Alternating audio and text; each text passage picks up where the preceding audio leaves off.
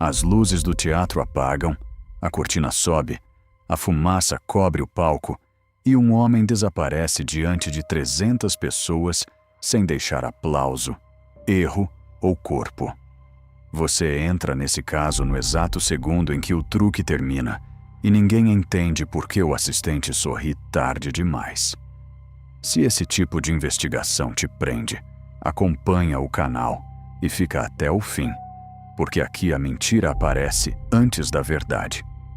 O grande Zantini era conhecido por transformar desaparecimentos em espetáculo. Mas naquela noite, o número final deixou de parecer ilusão e virou ocorrência. O truque se chamava o desaparecimento. Um caixote de madeira, 3 correntes, uma cortina vermelha, 2 assistentes, um cronômetro e 7 segundos de silêncio. 7 segundos depois, a cortina caía, o caixote aparecia vazio e Zantini surgia na sacada do teatro, sorrindo como quem desafiava a lógica. Mas na última apresentação, a cortina caiu, o caixote estava vazio, a sacada também, e o sorriso que o público esperava nunca apareceu. Você nota o primeiro detalhe importante. Ninguém grita na hora. Primeiro vem a confusão, depois o desconforto. Só então nasce o medo. Pare um segundo e observe isso. Um sumiço real quase nunca parece real no primeiro instante. Ele parece atraso, falha, improviso, continuação. Foi exatamente assim que a plateia reagiu. Alguns riram, outros aplaudiram. Havia quem acreditasse que Zantini surgiria nos fundos, entre as cadeiras. Só que 20 segundos viraram 1 minuto. 1 minuto virou 4. E a música de encerramento, repetida demais, começou a denunciar pânico. Você entra nos bastidores, junto com os primeiros funcionários, e encontra um corredor estreito, cabos no chão, uma lâmpada piscando, e ninguém sabendo improvisar. A primeira leitura parece simples. Um mágico experiente usou uma rota alternativa, errou o tempo e ficou preso em algum compartimento escondido. Existe uma teoria óbvia aqui. Acidente durante o truque. À primeira vista, isso explica tudo. Mas antes de aceitar isso, pense comigo. Se foi acidente, por que os assistentes demoraram tanto para quebrar o personagem? Por que sustentaram o sorriso quando já sabiam do erro? Agora olhe para isso. O caixote tinha trava interna, mas foi encontrado destrancado. Esse detalhe parece pequeno, mas não é. Travas internas abertas indicam que Zantini saiu dali por vontade própria ou que nunca chegou a ficar preso como o público imaginava. Compare isso com o que foi dito. Os assistentes juraram que prenderam o mágico diante da plateia, exatamente como em todas as noites.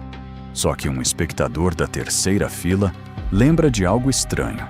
Naquela noite, a corrente da mão direita bateu madeira, não metal.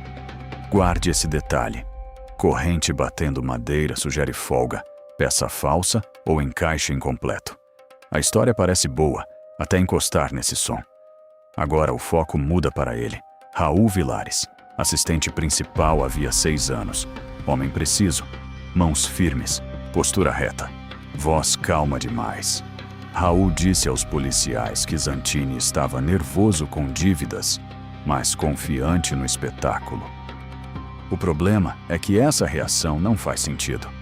Quem teme um acidente menciona falha mecânica. Quem teme um sumiço definitivo menciona dívida, fuga, cansaço. Raul escolheu exatamente esse caminho. Pare um segundo. Antes de tirar uma conclusão, observe o timing.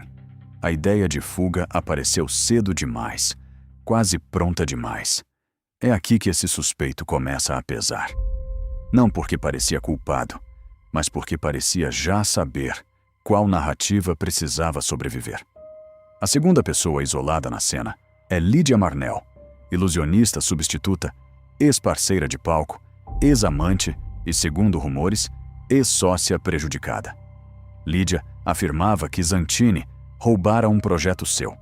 Um método de troca cênica, usando espelhos inclinados e acesso por alçapão lateral. A motivação parece forte, mas agora observe a prova. Na noite do desaparecimento, Lídia sequer estava nos bastidores durante o número final. Ela aparece em registros do bar do teatro, discutindo com o gerente, exatamente enquanto o truque acontecia no palco principal. Então a suspeita parecia certa, mas isso bagunça tudo. Lídia tinha raiva, sim, mas a oportunidade real começa a escorregar das mãos. Você volta para a cena e percebe um detalhe ignorado. O alçapão lateral tinha pó acumulado nas dobradiças, intacto, sem marca recente. A prova está aqui. Se Zantini tivesse usado a saída tradicional secreta, aquele pó teria sido rompido, mas o pó estava inteiro. Até aqui, tudo apontava para a fuga planejada ou sabotagem do truque. Então surge o detalhe que muda a investigação inteira. Debaixo do palco, atrás de uma caixa de som, havia uma única luva branca. Não do figurino dele, da equipe técnica. Compare a fala com a evidência. O chefe técnico afirmou que ninguém mexeu nos painéis de luz durante o número final. Só que a luva tinha poeira metálica azul, o mesmo resíduo usado nas roldanas da ponte de iluminação sobre a plateia. Agora, o foco muda para outro nome. Enzo Barreto, operador de luz, contratado havia apenas 3 semanas, sem histórico no teatro. Enzo dizia mal conhecer Zantini. Mas você percebe uma contradição quando encontra mensagens apagadas parcialmente no celular, recuperado do camarim do mágico. As mensagens falavam em ensaio privado, rota elevada, ajuste fino e uma frase curta demais para ser banal. Hoje, sem retorno visível. Existe uma hipótese nova aqui. E se o desaparecimento não tivesse sido sabotado, mas redesenhado? E se o número final fosse outro? Antes de aceitar isso, pense comigo. Se Zantini quisesse sumir por vontade própria, por que não levar figurino, dinheiro e documentos? Porque talvez ele não fosse fugir para sempre. Talvez quisesse desaparecer por alguns minutos, renascer depois e transformar o mistério em lenda. Só que a hipótese bonita quebra quando surge a autópsia da noite. Não de um corpo, mas da estrutura do teatro. Na ponte de iluminação, os investigadores encontram um mosquetão quebrado, recente, com fibra vermelha presa no metal. Mesma cor da cortina cênica. Agora observe isso. A fibra não deveria estar ali. A cortina ficava no palco, muito abaixo da ponte, fora daquele trajeto. Isso significa que alguém improvisou uma rota aérea usando o tecido como cobertura visual, escondendo Zantini acima da linha de visão da plateia. A teoria parece explicar tudo. Ele saiu do caixote, subiu pela lateral escura e atravessou a estrutura para surgir em outro ponto. Mas se essa hipótese fosse verdadeira, o que ainda estaria faltando? O detalhe mais banal. Quem autorizou apagar a luz de segurança? O registro do painel mostra um comando manual executado 3 segundos antes do desaparecimento. Assinatura do operador. Enzo novamente. É aqui que a versão começa a quebrar de vez. Enzo não era apenas técnico. Era cúmplice de uma variante inédita do truque. Então por que Zantini nunca reapareceu? Porque a ambição dele foi maior que o ensaio, e a pressa do cúmplice piorou tudo. Segundo o laudo, o mosquetão instalado naquela noite não era o habitual. Era similar, mais barato, visualmente idêntico, mas com trava inferior. Compare isso com o depoimento de Raul.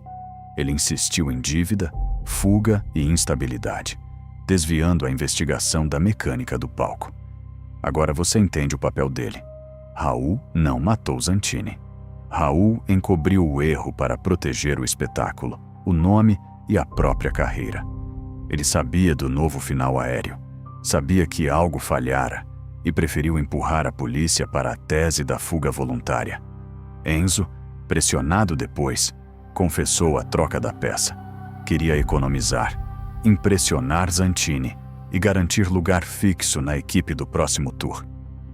Naquela noite, o mágico desapareceu do caixote, subiu invisível acima do palco, prendeu o corpo numa estrutura improvisada e caiu no escuro absoluto. O impacto o lançou entre as paredes técnicas do teatro, num vão estreito e inacessível à primeira busca, onde só seria encontrado dias depois. A pista estava na nossa frente desde o início. Corrente falsa, sorriso atrasado, luva escondida, pó intacto, luz apagada, narrativa pronta demais. O truque funcionou bem demais porque, pela primeira vez, todo mundo olhou para a ilusão e ninguém olhou para o mecanismo. E é assim que esse caso termina. Não com magia, mas com o detalhe mais cruel de todos. O palco sempre soube.